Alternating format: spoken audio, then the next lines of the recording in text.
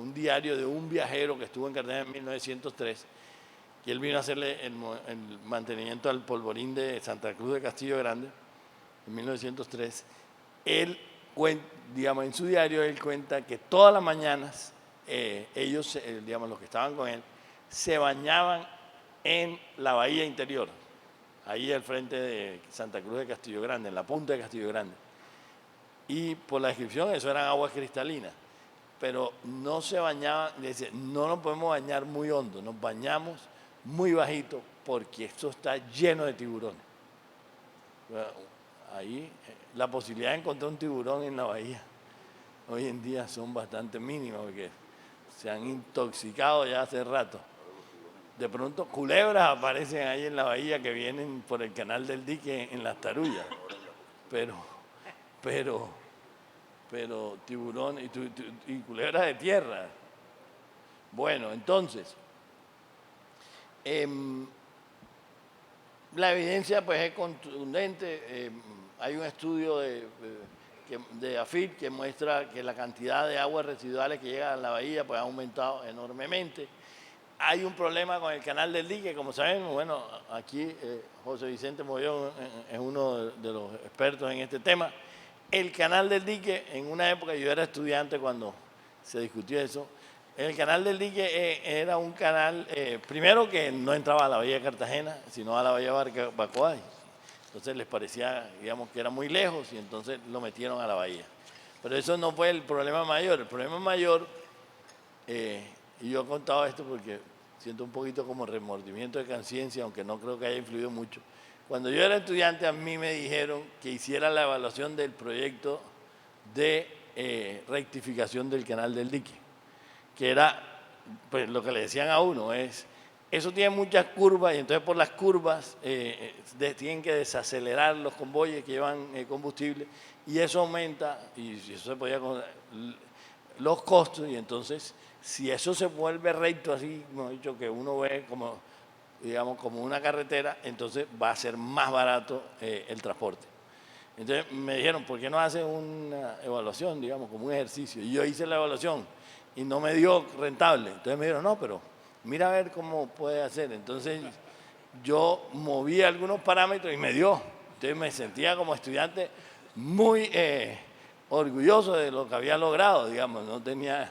Pero claro, pues yo lo único que sabía era, digamos, una parte de la historia, no tenía ninguna información ambiental ni conocimiento ambiental, como tampoco tenían lo que finalmente hicieron el proyecto, hicieron la evaluación, que eran ingenieros civiles y que no les interesaba, ni pensaron que eso iba a tener ninguna consecuencia. Pues hoy en día sabemos que la consecuencia de eso fue que aumentó la velocidad del agua, ya los sedimentos finos no se quedaban en las curvas del canal, como se quedaban en esa época, y empezaron a entrar toneladas de sedimentos a la bahía, y eso es el color chocolate que le vemos desde el avión a la bahía, y los millones, pues de pronto estoy exagerando, no sé si son millones, pero yo creo que son casi millones de toneladas que le entran o le han entrado de sedimentos a la bahía y que van a tener, bueno, de hecho, si no se hace algo rápido, va a terminar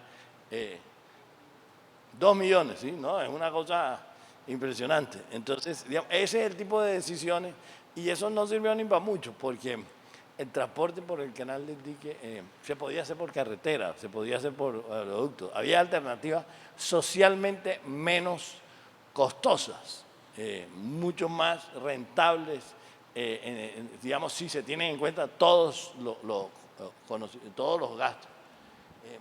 Y bueno, ni de qué decir que no había no había alcantarillado. Digamos, y cuando hubo alcantarillado, bueno, primero que no había alcantarillado en Cartagena. Ya desde la década del 20 aquí vino una misión de expertos norteamericanos y ellos propusieron hacer un alcantarillado, y están los diseños, eso fue la Pearson, de hacer un emisario submarino en 1920. Un emisario submarino que debía salir más o menos por la escalera de la Marina, por aquí cerca, unas pocas cuadras, y diseñaron las motobombas, etcétera.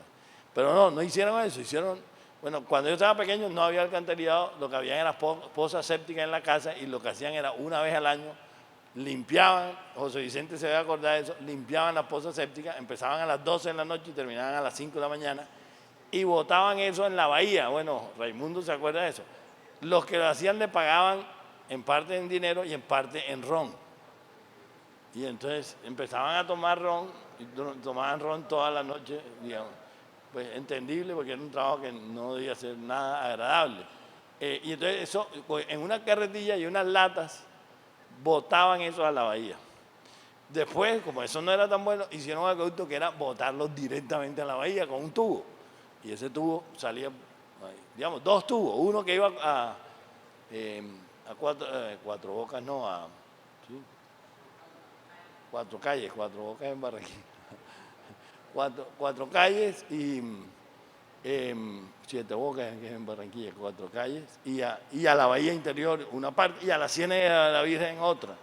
Entonces, digamos, pero eso no fue lo que, digamos, no fue toda la historia. Bueno, hubo contaminación de mercurio, contaminación de todas las fábricas, muchas de las empresas industriales de Mamonal, de los barcos no había mucha regulación en una época, pues yo creo que hoy en día eso está más controlado, pero en una época los barcos venían aquí y botaban todo lo que,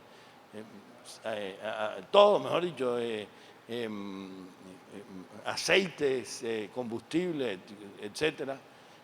Bueno, más muchas de las empresas, pues hubo una muy destructiva, Álcalis, que no fue rentable. Una empresa del IFRI, como buena empresa del IFRI, no fue rentable, pero sí contaminó mucho. Y entonces, Planta de Soda, sí, Planta de Soda, que contaminó terriblemente y daba pérdida. Además de todo, como casi todas las empresas, el 99% de las empresas industriales que montó el IFI. Bueno, entonces, este es un gráfico, digamos, y hay amenazas adicionales, digamos, que no son producto por lo menos solamente de nosotros, sino de la humanidad. Con el calentamiento global ha venido aumentando el nivel del mar.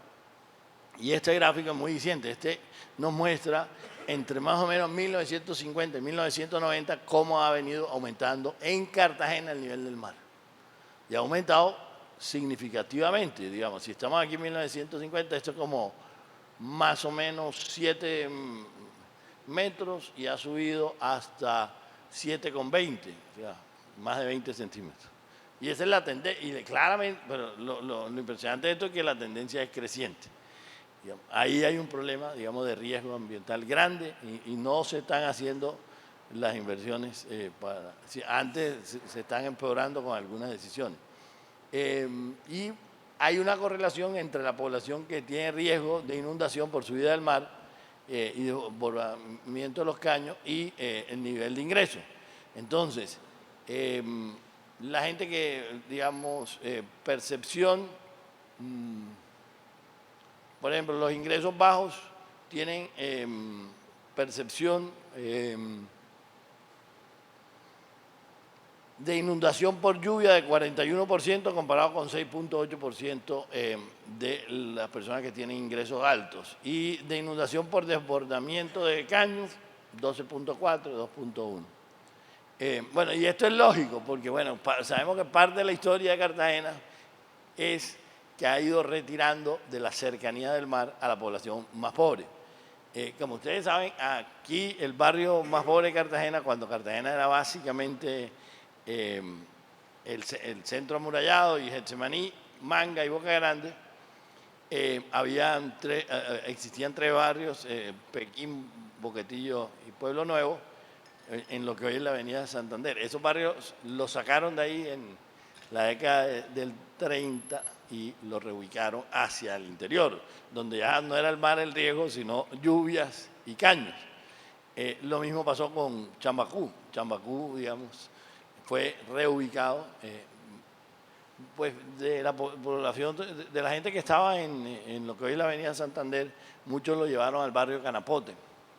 Y los de Chambacú pues estuvieron en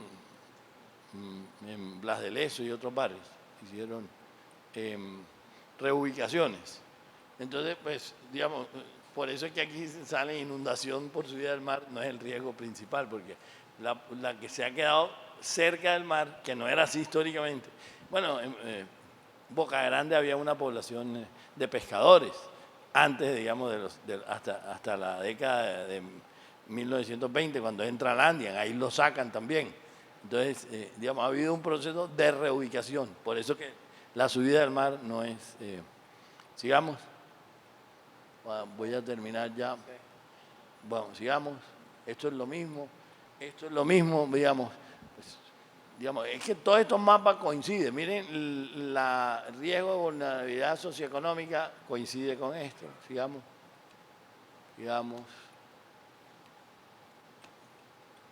Me voy a saltar lo de las inversiones de 4C, simplemente saltar a las conclusiones.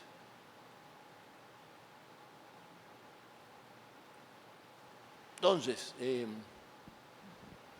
pues la ciudad ha tenido una economía muy sólida, impulsada por industria, por turismo, por puertos, y esos resultados pues, no se han visto en mejoramientos relativos de la distribución de la prosperidad en la ciudad.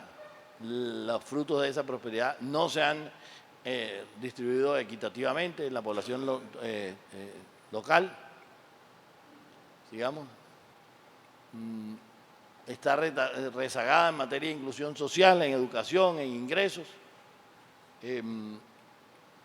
Y la población, y esto es una ventaja incluso, pues, digamos, es una ventaja, digamos, el hecho de que la población, bueno, es una ventaja desde un punto de vista, desde el punto de vista del costo para sacar esa población de esa situación. Como la población más pobre de Cartagena está ubicada en unos sitios muy específicos, mejorar la infraestructura en esos sitios es menos costoso, por ejemplo, que cuando es una población que está más dispersa, que pasa, por ejemplo, cuando es población que está en zonas rurales.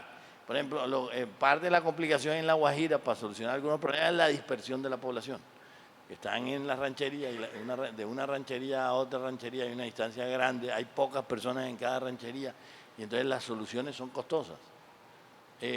Aquí no, aquí la población está muy concentrada en un sitio muy específico que simplemente si hubiera un plan masivo de hacer infraestructura en esa zona, de hacer grandes colegios, de hacer mejoramiento de amoblamiento urbano, parques, etcétera, etcétera, etcétera, centros de salud, y se puede hacer, digamos, hemos visto el caso de Barranquilla, donde ha logrado una inversión